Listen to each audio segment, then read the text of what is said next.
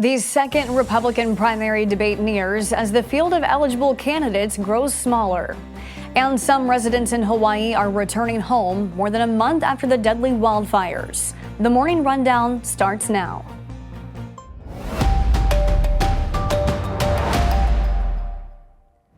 This is Straight Arrow News, bringing you unbiased, straight facts. Today is Tuesday, September 26th.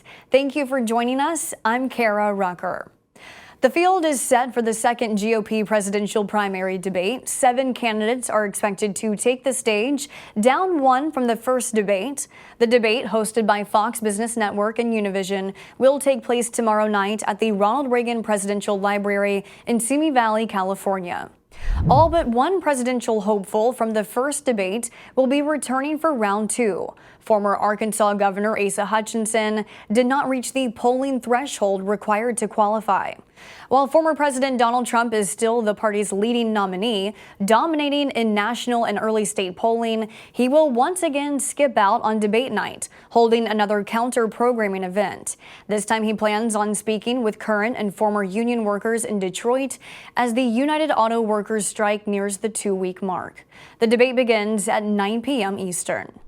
President Joe Biden will be in Michigan today to stand with striking auto workers as the UAW begins its second week of a workers' strike against Ford, General Motors, and Stellantis. Ford is announcing a pause on construction of a new $3.5 billion electric vehicle battery plant in Marshall, Michigan, until it is confident the factory can be run competitively. The new facility was first announced in February and is expected to employ an extra 2,500 workers. The UAW union president said Ford's announced pause on construction is a threat by the company to cut jobs. Among the issues between the two sides, workers are asking for a 36% raise over 4 years.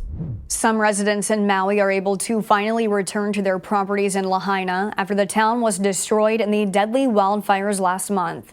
Authorities opened part of the area on Monday, nearly 7 weeks since Hawaiian residents had to evacuate as the fast-moving flames tore through their communities. With the unknown reality of the condition of their homes sinking in, Daryl Oliveira, the interim administrator for the Maui Emergency Management Agency, says he wanted to make sure residents had space and privacy to reflect. I think initially, people who haven't been in here since the fire are taken aback by the amount of and extent of the destruction. Talking to one property owner, he's like, Daryl, there's no wood. Nothing is here from our home.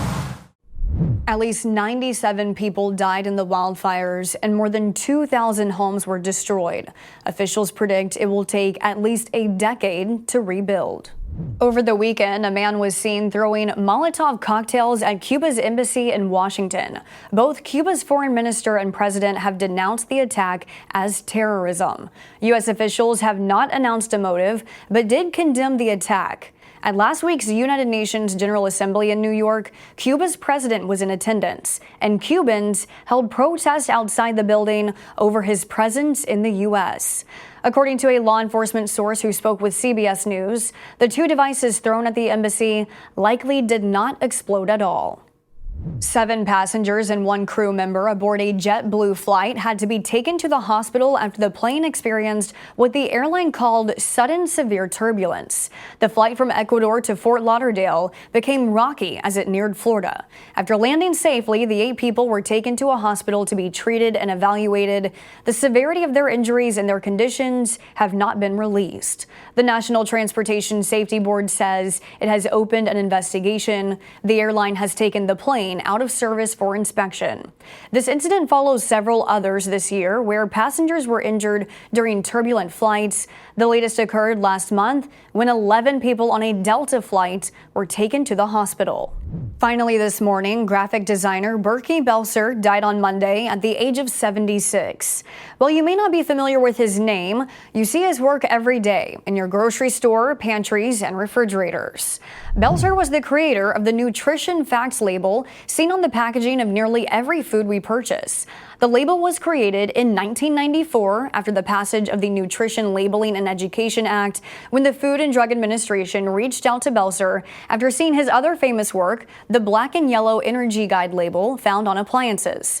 Belzer was once called by the Washington Post the Steve Jobs of information design.